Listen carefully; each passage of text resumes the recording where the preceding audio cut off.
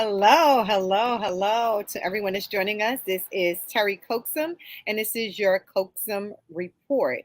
And today we have a guest on, Brandon Bryce. But before we get into the show, I just want to let you know that we're part of our TV network. We're part of WSTX Bloomberg. You can find us on Roku, Apple, Amazon, and you can find other episodes as well. So today I have the honor and the pleasure of having Mr. Brandon Bryce join us. And I had the privilege of meeting Mr. Bryce years ago when he worked in the administration in New Jersey. And Brandon is a communication strategist, he's a philanthropist, and he can tell us a little bit more about what he's doing in that space. Brandon, welcome to the Coaxum Report. How are you? Thank you for having me. It seems like it's taken forever, but we made it. We made That's it. right. So We're here. yeah. We're here. So tell us a little bit about what you're doing now, Brandon, before we go on into the show today. And of course, this is going to be about small business. And Brandon, before I let you leap on in, you are being heard in South America, throughout the Caribbean, and of course in the United States. So talk to me, Brandon, about what you're doing now, and so we can talk to our small business throughout the episode about various best practices and big ideas. Well, if you're in the Hispaniola, Buenos dias. If you are in Germany, Guten Morgen, and all of those other good things. So I actually serve as the director of philanthropy for United Way. And we have an amazing opportunity just to talk about how we can be philanthropic and still talk business. That's And a right. lot of times you often hear the two separated, but what we'll talk about today, I'll give you a couple of tips of how we're moving in the direction of what we call urban entrepreneurship and social entrepreneurship. Okay. Urban entrepreneurship. All right. That sounds really interesting. Give us a little bit about your background, Brandon, because like I said, I met you when you were working in government. And so now, you're in the nonprofit world. So talk to me a little bit about how you made that leap, and and tell our listening audience, what are some of the big ideas around that leap. And then we're going to talk about urban entrepreneurship because I think it's really interesting. Sure. So I was originally from Detroit, Michigan. Grew up in a labor union household. And so work has always been in the fabric of my DNA. Went to Howard University, the mecca of Black education for those who have been. I also attended Rutgers and Columbia University and worked in the Christie administration, worked for a minute, for a long stint with some of the authorities in New York and New Jersey. Hmm. And really, I found that nonprofit work was really my passion, specifically around getting more people of color in this thing called economic development and what that really Right. means. And Hmm. so I've dedicated my life going back to being an appointee, two-time appointee with the Christie administration, working with veterans, working as a lobbyist down in Atlanta, and now working on behalf of the state of Delaware, um, and really promoting this effort of how do we get people involved in entrepreneurship? How do we get people involved in economic development and economic responsibility, starting from financial literacy and going all the way to financial investment? That's really interesting. We're going to take a quick break, and we're gonna come right back and talk about financial literacy and financial investment, because a lot of times, small businesses, the biggest barrier for them have always been access to capital. And Mhm. so financial literacy, getting your papers in order, and financial investment are two key components to making sure that you have that working capital and access to capital. We're going to take a quick break, and we'll be right back to talk to Brandon Bryce a little bit more about urban entrepreneurship, financial literacy, and of course, financial investment.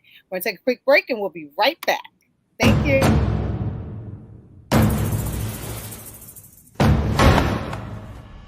Time.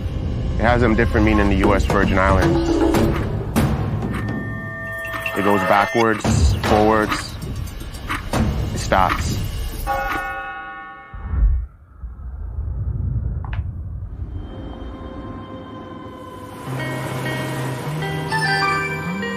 St. Croix is rooted in history. So much of it still remains untouched.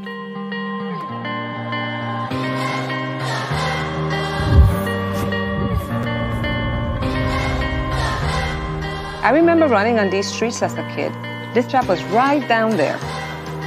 It opened the same year I was born. This is where the original Crucian hook was born.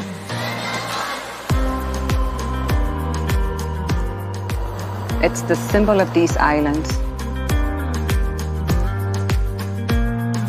And I wanted to have my hands in that very same history. I want to be able to pass it down to my family while still putting a new spin on it. The U.S. Virgin Islands, we have an amazing culture that developed over time from all over the world.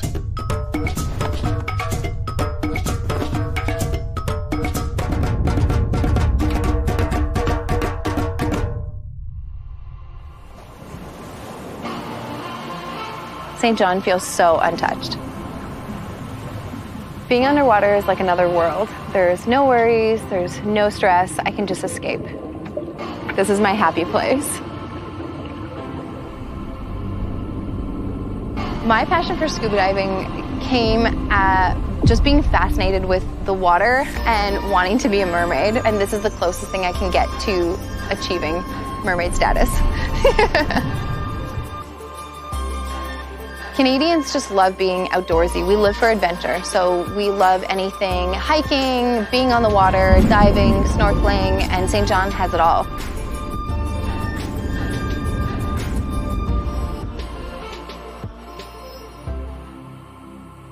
It's like some spirit is protecting the island and keeping them raw.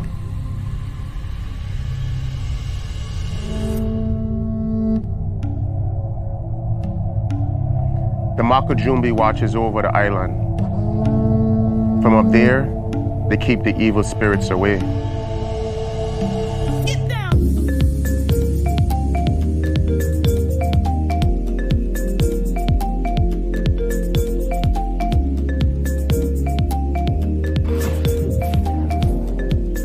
The nightlife in St. Thomas is absolutely amazing. There's always something going on. Everyone comes together to dance and catch a vibe. We're always celebrating. We celebrate freedom, culture, the food, the smell, the music. It's always a celebration. The people here are probably the most priceless thing because they keep the culture going. There's so many different influences on these islands. Food from all kind of countries coming together in new dishes. All of us came from somewhere, but all that we call this home. The VI is a new melting pot. This is where the past and the future comes together.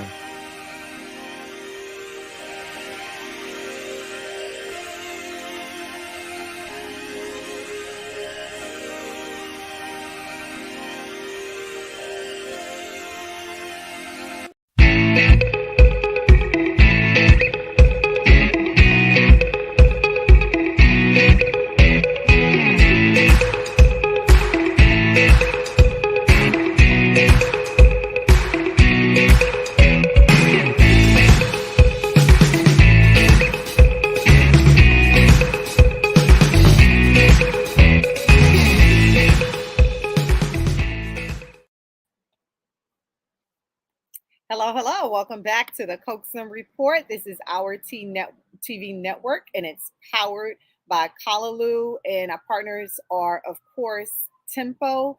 You can find us on WSTX Bloomberg. You can find us on Amazon Fire TV, Android TV, Apple TV, and, of course, Roku.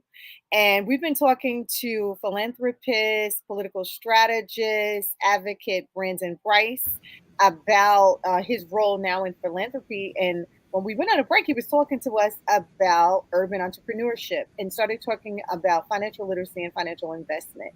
And so, Brendan, as I said, when we went offline, a lot of the barrier, one of the top barriers for small business, especially now in post-COVID, has been access to capital. It's always access to capital. So it's funny that you would bring up financial literacy and financial investment in the same sentence. So talk to me a little bit about what that means to you And then I want to be able to share that with our listeners so that we can help them to come up with some best practices moving forward. So talk to me about that. So the one thing, for those of you, if you can listen to me, I'm in a bad reception, but for the one thing that COVID-19 did is it exposed in some cases what we already knew. Hmm. And so essentially COVID-19 exposed the fact that, African Americans already didn't have the type of access to capital that they had prior to the government. So in some cases, I always, laugh and say, COVID was the best thing and worst thing that ever Hmm. happened to Black entrepreneurs because it forced the government to now give us a helping hand.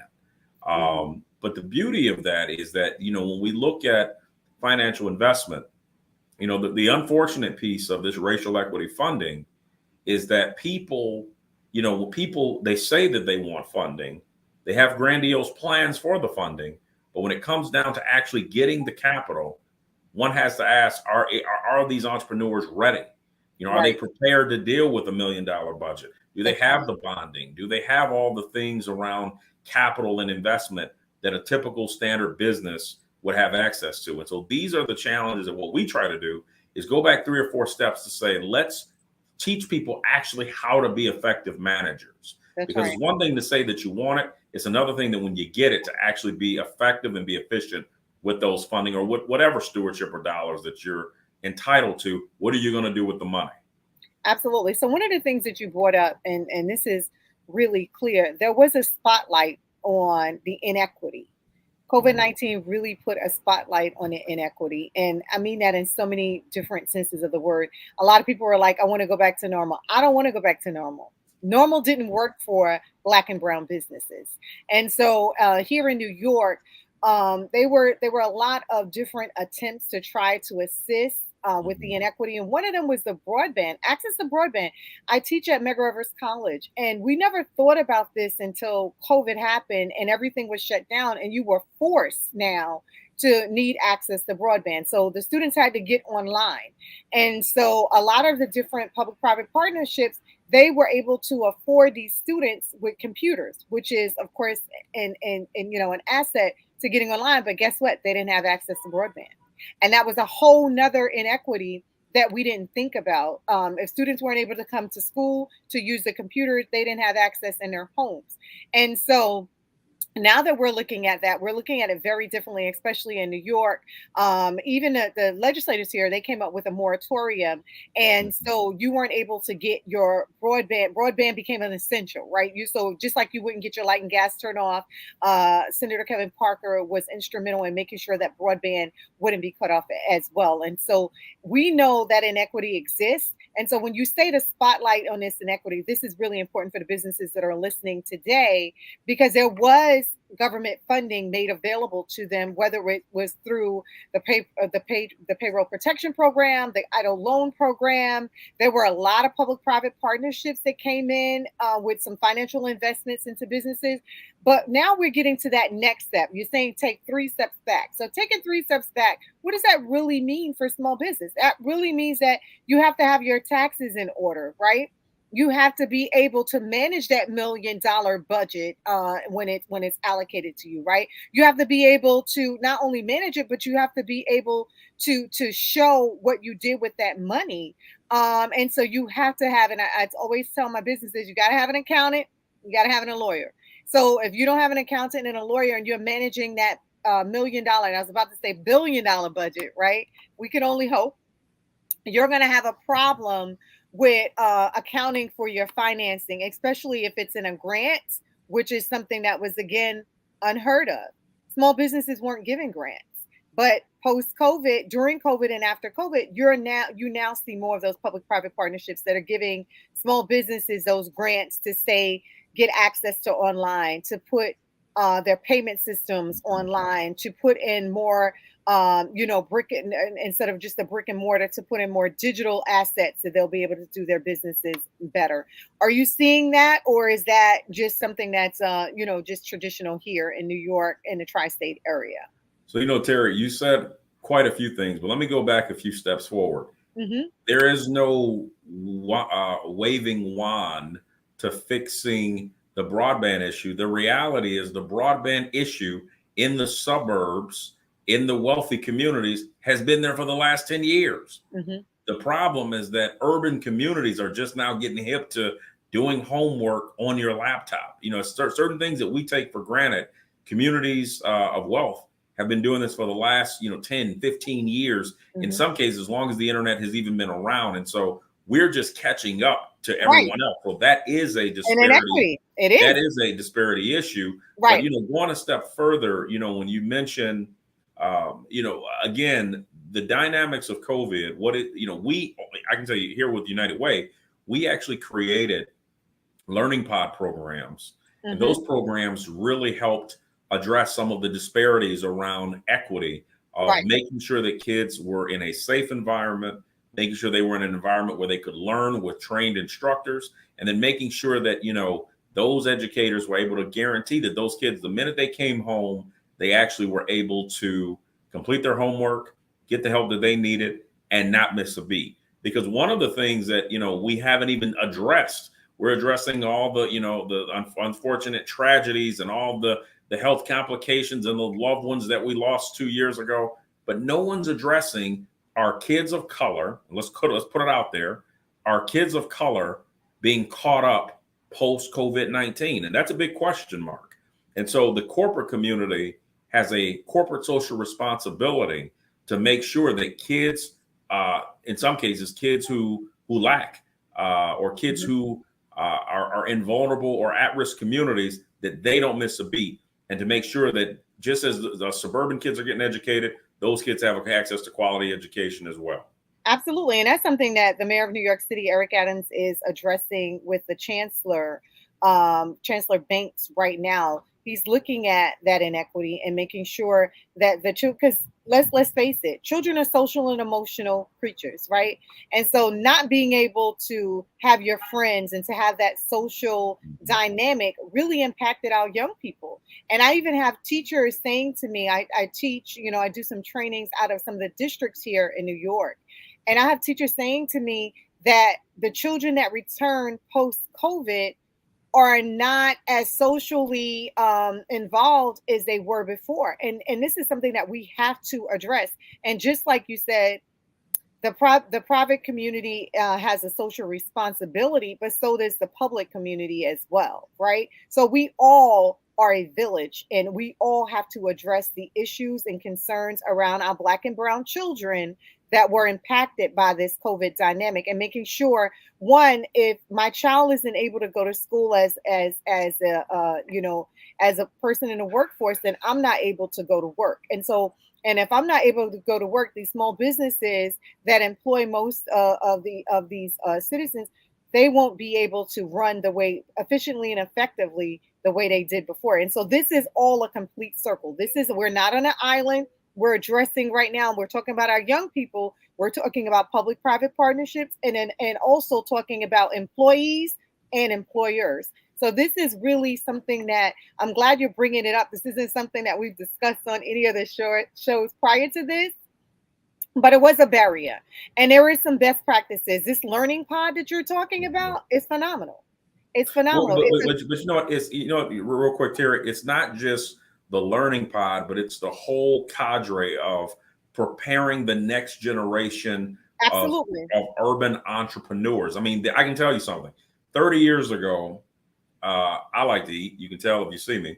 But 30 years ago, there was a typical, soul food restaurant that was down the street, and it was good. We knew it was good. Word of mouth helped to get more people to come out and patronize the restaurant. That business owner went home as an entrepreneur and went home being a part of the American dream.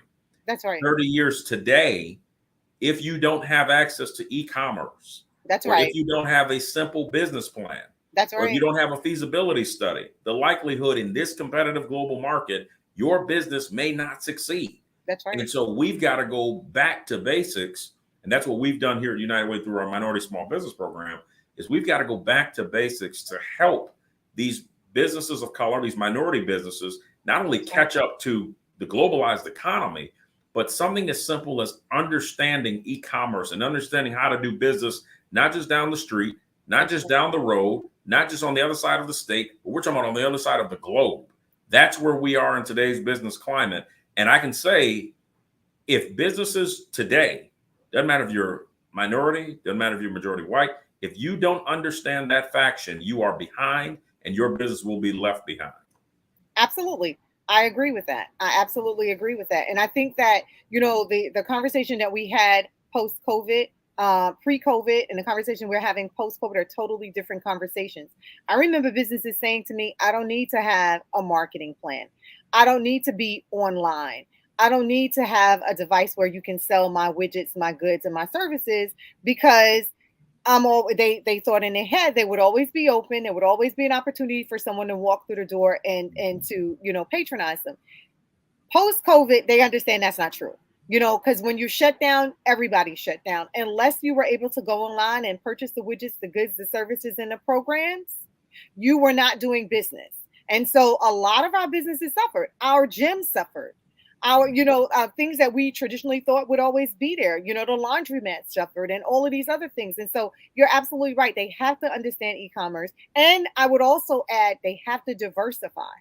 Diversifying is very, very important, especially post-COVID. It was important before that. It was a harder sell. But I mean, look at companies like I come from the South, and I'm sure you're from Detroit, so you understand it. I remember a time when a gas station was just that, a gas station. Now you can go to a gas station and you can purchase your coffee. You could get your magazine. You can get your battery and your oil, and you can do all of these things because they realize the importance of having everything under one roof. And that's what I tell my small business. You need to diversify. Think about other things that you can do so your money is making money for you. How important do you think that is, Brandon? Well, not only is it extremely important, but some of the programs, the national programs that we've rolled out with United Way is really looking at this whole concept of the impact of automation and how that's impacting not only people with jobs, but what we call the working poor, and really looking at how is the country getting prepared for those people who not only have jobs, are part of the workforce, but just can't make ends meet. Or are having issues just, deciding whether to pay for groceries or to pay for their healthcare coverage. I mean, these are real decisions that families are having to make. And so automation is what I call, it's the new barrier, because now companies, the bottom line of any business, I don't care who you are, where you are, is to make money, is to increase revenue and profit share. And so if that's their bottom line, what happens if the bottom line is, well, it costs us this amount of money to do this. Well, if we cut this amount of jobs, we can save this amount of money and put this amount of investment back into the company. The business community has to do what they need to do to survive. Now we've got to focus on how do we make sure Jack or John is able to survive themselves on the career or on the salary that they're used to, or that they're used to living with. And we're going to take a quick break in a few minutes, and we'll talk more about that, because that survival is important to us and our economy. And then we're going to talk also a little bit more about the outsourcing and the downsizing of the jobs. Because one of the things that we realized that manufacturing is extremely important is when everything was shut down and things were stuck, at the different ports, and we weren't able to get the crates out, and people were fighting over things like tissue, things that you always thought that you would have access to. And so one of the things that you touched on, and this is something we're going to go a little more into, is that, a lot of the bottom line for business was to make sure that they're making money, right? And so they outsourced and downsized a lot. And as a result of that, the things that we were traditionally have manufactured here in the United States were no longer available because we had to wait on it to come from overseas. And so we're going to talk a little bit more about that. We're going to take a quick break. We're going to talk about Jack and John and how do we get prepared for the working poor. And we're going to talk a little bit more about downsizing and outsourcing and how that impacts our economy and for our small business, we're going to give you some solutions. So we are going to take a quick break and we'll be right back. Thanks, Brandon. I used to watch BET, MTV, VH1, now I watch Tempo. Soca, Calypso, Reggae Dancehall. Don't stall, better get tuned in to the tempo. Don't have cable, they got an app. Go to your app store, download that. Whether it's tourism, cuisine, or the social scenes, if it ain't Tempo, it's a rap. Who got the Caribbean views? Tempo. It's the latest in Caribbean news. Tempo. You tryna cook Caribbean food? Tempo. You know they got music videos too. Tempo. Who got the Caribbean views? Tempo. It's the latest in Caribbean news. Tempo. You tryna cook Caribbean food? Tempo. You know they got the music videos too. Tempo.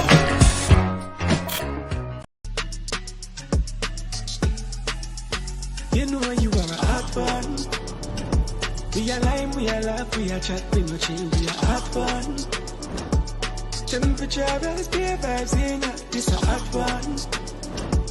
Link up, connect, bust a sweat when you're dead on the hot one. We gonna spice it up like fire.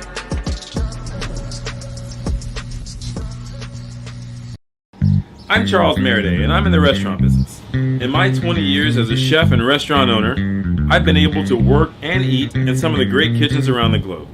There's a whole side of the restaurant that most people will never get to see. So now, I want to take you to the back of the house, into kitchens of some of the best chefs in the world. Along the way, I'll share some of my own tips and recipes so you can cook like a pro too. So join me in the back of the house for a whole new perspective on cooking and food. Order in. Roger. Serve it, please. I'm glad that you came, please.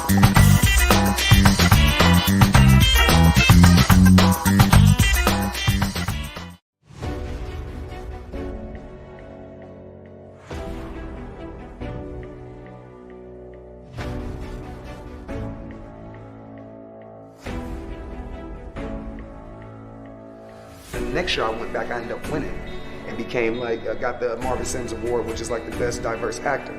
And they called my name, and as I walked to the stage, white kids was throwing books at me. Real talk, right off the top of the balcony, like, because this black boy won. And then finally, one day I was just cooking in the kitchen and she was like, "Mommy, so-and-so touched me on my private parts like this," you know? And it was that moment where, like, I had that moment where I told my mom, and my mom was the one that shut me down, and I had a choice, you know, to make. I shot back. But you can't claim self-defense when you got an illegal firearm and you're 16 years old. I remember my brother right here, he was selling, he was doing this, but he got a break. He could have took that money and flipped it. He could have went back, Wake and Wire money, 17 episodes. I could flip that. Even on the out there, I did not flip it. He didn't flip the wire, but I went straight.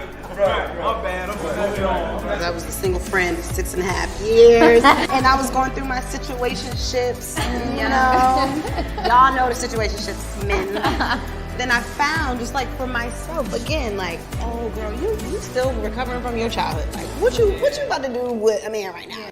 I had an agent, some years after that, tell me that if you don't do nudity, you're not a real actress. So did they get fired? So that's should have got fired that way. Everybody's laughing. They're like, oh my God. They go, okay, great. Are you sad? I was like, nah, I'm Puerto Rican, I'm black. And everybody did that. Like, we can pick up the sides right now and start going. I know this group that I'm with is about that. We're about that. Like, I'm about the work. You know what I mean? Like, chasing Hollywood industry. Who chasing? So I saw Chasing Hollywood. I was like, yo, we don't have to change that name and do something because niggas don't own chase. I feel like we're living. That's the term that Hollywood uses. It's not about just today, me, and blah, blah, blah. What we are doing is being documented. Our grandkids, our great-great-grandkids can see how we all walk, talk, sound, look in our prime. And, something about that is very beautiful. And I think that is another element that kind of attracted me to it, is that it never dies. You never die through this art form.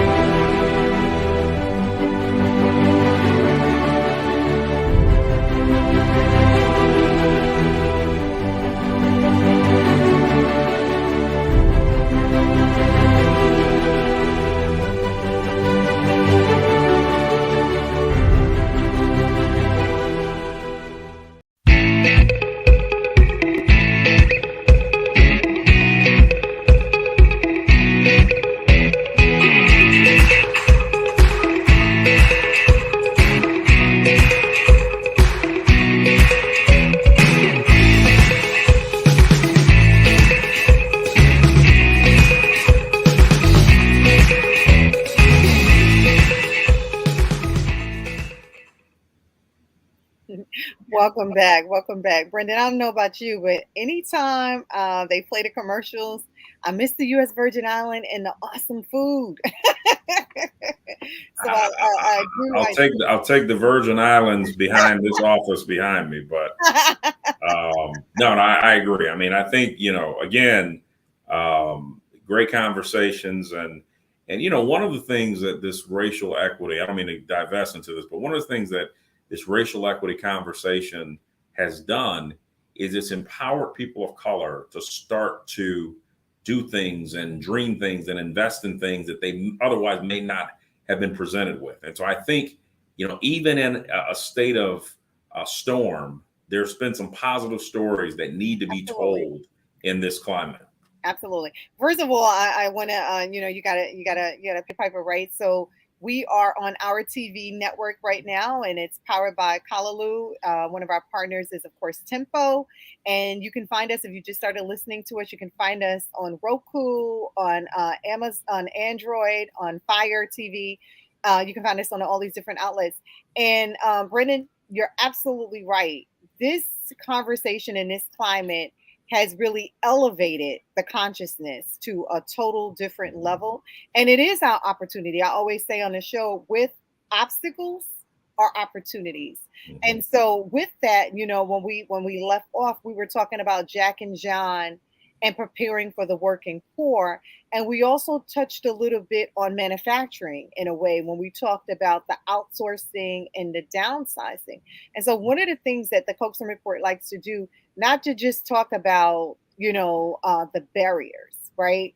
I want to talk to you now and talk to the audience. I want us to talk to the audience a little bit about some of the solutions. Like, I know that you talked about some of the financial investments into the learning pods, into that whole dynamic, not just the learning pod, but into that whole dynamic that is preparing our children to take it to the next level despite being left behind, right? What are some of the other solutions that these obstacles provided opportunities for? What do you think that some of those other solutions are? Well, I mean, I think, not just the learning pods, but, talking about things like, unfortunately, if you look at some of the dynamics of COVID-19, prison reform had to be completely restructured because then they start saying, well, wait a minute, we got people too close. Is that healthy for inmates who may be serving their times? But the reality is, this has been an issue around not just germs, but really looking at the living conditions of those inmates. And so I think, again, another example where indirectly COVID-19 has made people in high places in state government go back and reevaluate, is this working, or are these people in healthy conditions to even be able to serve out their time? And so I think the beauty of it is that, again, COVID has expressed and has highlighted and has put a light on all the things that people of color in this country have already knew. And so I think this creates an opportunity through organizations and partnerships where we can build partnerships to actually enhance and get people more access to capital, help people understand their finances, help people who have been recently incarcerated, give them the opportunity to get back a second chance at the job market. And also look at things like wealth creation and how do we literally take organizations like the United Way and really be an advocate to give people a second chance and an opportunity to own their own business, to live out the American dream and really have a real American dream through the conversation of equity versus just equality. And I always say, the difference between diversity, equity, and inclusion is diversity is like if someone say, hey, Terry, let's go to a dance. Right. Equity is like someone says, hey, I want you to dance to my favorite song. And then inclusion is me actually saying, Terry, I know where you grew up. What kind of music do you like to listen to? And I think that's the difference, is really getting down to how are we helping people in this transition of living the American dream and living their best life, not the life that we want for them. Absolutely. Absolutely. I think that's an interesting point, a set of points, actually, because one of the things that, a solution that you just brought to the forefront is all of the inequities that existed prior to COVID-19 looking at it from the lens of how do we come up with solutions to resolve these things, whether it is, reform, prison reform, whether it's education and inequity in education, whether it's the housing market, if we're talking about manufacturing, or if we're talking about jobs and the working poor. All of these things we, believe it or not, have spoken about in the first, 40 minutes of the Coaxum Report. And they all come back to, you know, basically having the resources to be able to live a fair, crime-free, existence in this space that we're living in. I mean, I always hear when they start talking about police reform, one of my colleagues like to say, everyone deserves, to have a safe place, right? And then when we talk about education, every child deserves to have, and every person that is looking for education deserves to have a quality education, right? And then we can talk about that when we talk about small businesses, right? So these are all solutions to some of the inequities that existed prior to COVID-19. But I also want to add that you brought up prison reform. There are opportunities. There's $1 billion spend in government contracting, right? So let's take it back to the space that I like to play in, and that's small business, right? And so if there's $1 billion spend, then our businesses should be getting certified throughout this country to be able to take part in what? In that jail reform, and take part in the Department of Education system and streamline the system and figure out ways to teach our students better, to take part in economic development in the communities or housing. Any of those opportunities exist in the government. And guess what? The government is continuing to spend, whether we're in COVID or out of COVID. And so what I would encourage all of the businesses that are listening today to the Coaxum Report is to look into getting your certification, whether it's your city, your municipal, or your state certification, and even take it further and get your federal certification, because agencies like the GSA, and Brendan noticed when working in the government, they purchase everything from paper clips to planes, right? And so if you have a widget or a service, you're able to do business with the government. So I encourage you to look for that $1 billion spend. And that's another opportunity for small businesses to get a piece of that pie that they've been missing. Terry, one of the things that you just hit on, which is so important, is the role that government can play. Now, let me be very clear. Doesn't matter if you're on the left or the right. Government's role is not to create jobs. Nope. I'm going to say that again. Government's role is not to create jobs.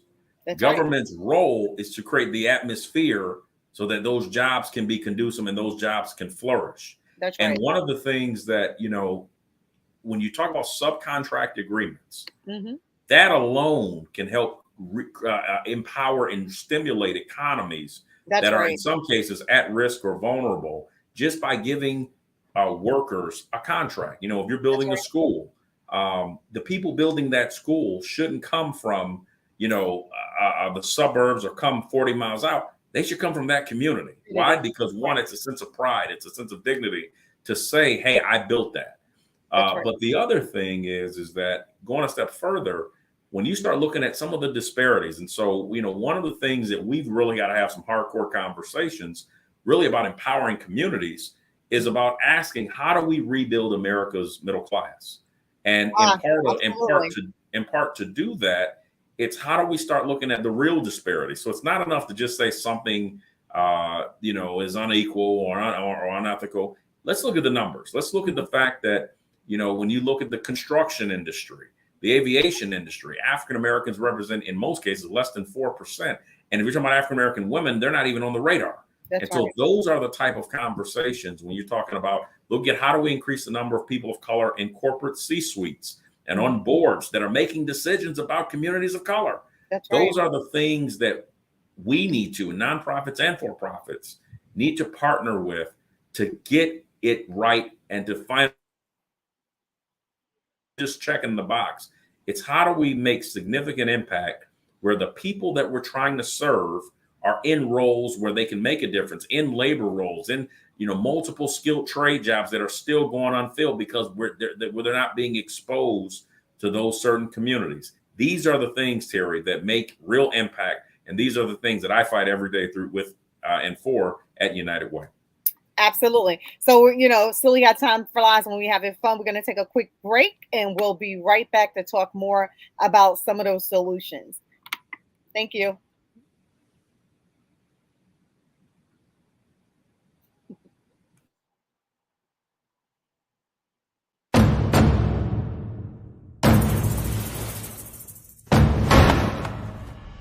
Time. It has a different meaning in the U.S. Virgin Islands. It goes backwards, forwards, it stops.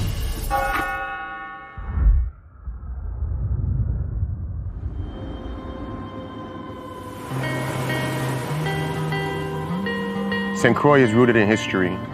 So much of it still remains untouched.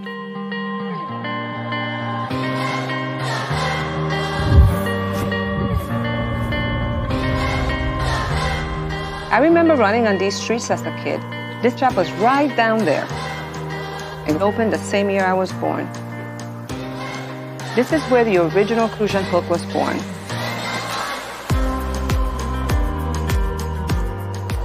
It's the symbol of these islands. And I wanted to have my hands in that very same history. I want to be able to pass it down to my family while still putting a new spin on it. The U.S. Virgin Islands, we have an amazing culture that developed over time from all over the world.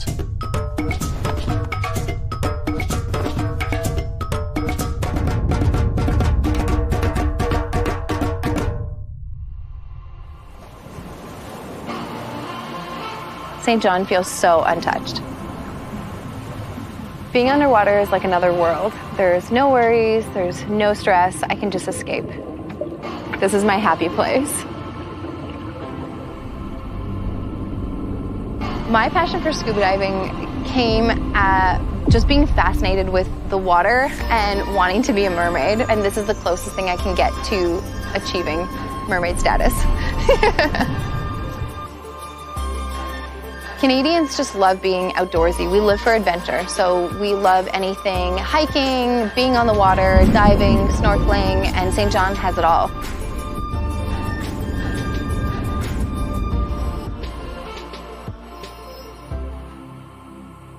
It's like some spirit is protecting the island and keeping them raw.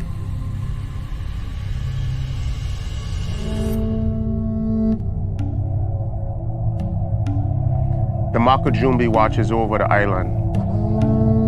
From up there, they keep the evil spirits away.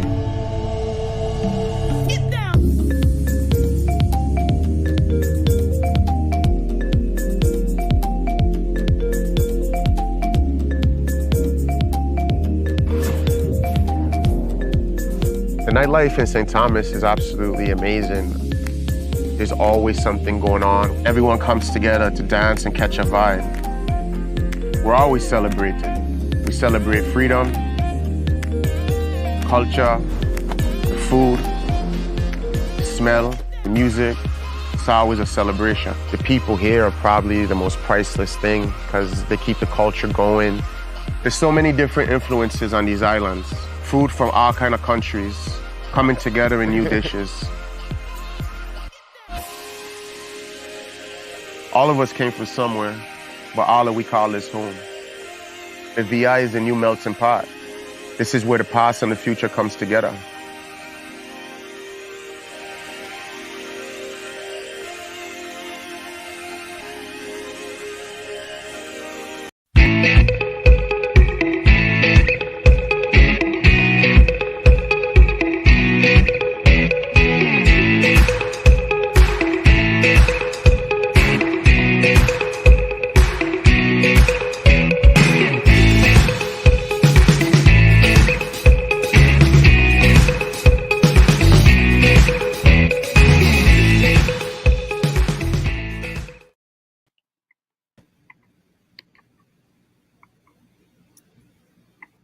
Welcome back. Welcome back.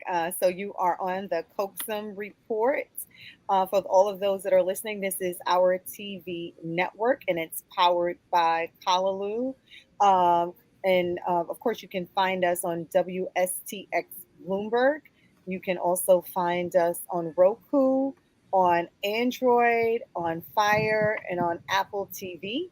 And so today I have the distinct pleasure of having a conversation with Brendan Bryce, and he's a fundraiser professional, strategic communications consultant director, and philanthropy, and now at the United Way. And we were talking about a lot of great nuggets. We talked about some of the barriers, of course, of COVID-19, and COVID-19 really highlighted a lot of the issues and concerns in our Black and Brown communities, from education to prison reform. We also talked about economic development and diversity and inclusion. We talked about other barriers that included just not having access to capital. And so Brenda talked to us about financial literacy, financial investment. And so, for all of those that are listening to us throughout the South of America, United States, and of course the Caribbean, I just want to make sure that we're not just talking about barriers, but best practices and big ideas. And so, in our last segment, we talked a little bit more about government spending and around just having access to capital by having contracts.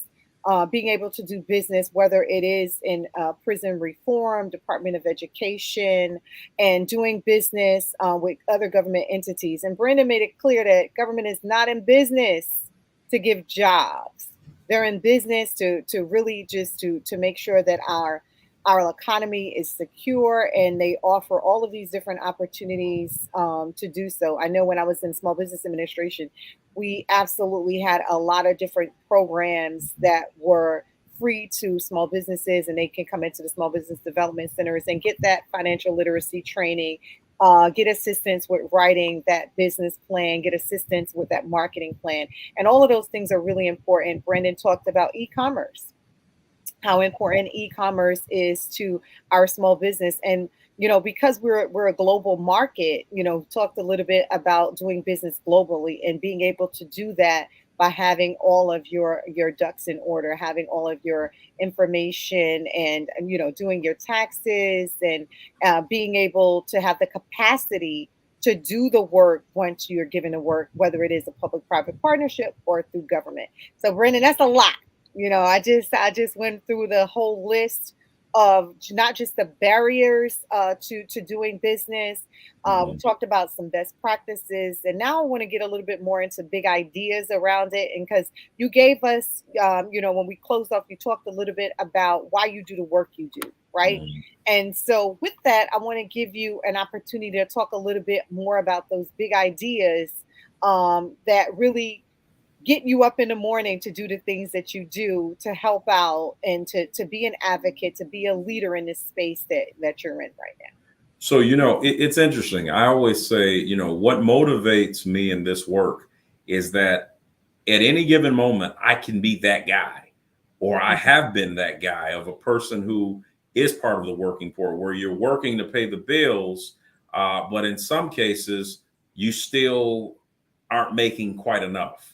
Or you've worked a place for 3 or 4 years, and all of a sudden, they close their doors, and you've got to find a new job. And so that is the motivation that increases me and my team to continue to do this work, because we want to make sure we're always looking out for the next person and making sure that they have a safety net. God forbid if something happens to them.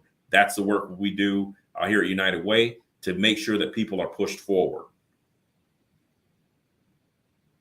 Right. And I think it's really important that you talk about being that guy and talk about the things that motivate you, because in that same vein, I'm motivated by my definitive purpose in life to encourage and to empower others. And I do that with this platform, with the Coaxum Report, not just bringing barriers, best practices, but bringing best practices and big ideas, and having folks like you on the show to talk about your experiences, to be that testimony to the small businesses, to the educators, to those that were formerly incarcerated, be that voice of, what are some of the next steps that you can do to take it to the next level. And that motivates me to bring you on the show to talk about, to give your testimony and some of your experience, right?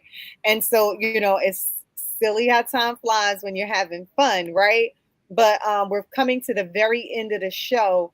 But before we, close out the Coaxum Report, I want you to give us a couple nuggets. I always like to leave nuggets with my Sure. with the listening audience. I want you to give us a couple of nuggets. What is your takeaway from the show? And we talked about barriers, best practices, and big ideas. What is something that you want to leave with the listening audience to kind of elevate them to the next level, or in your words, motivate them, to go get it, whatever it is that they're looking to do in the Sure. space? So I'll just leave a few nuggets here. Number one, it's okay to fail.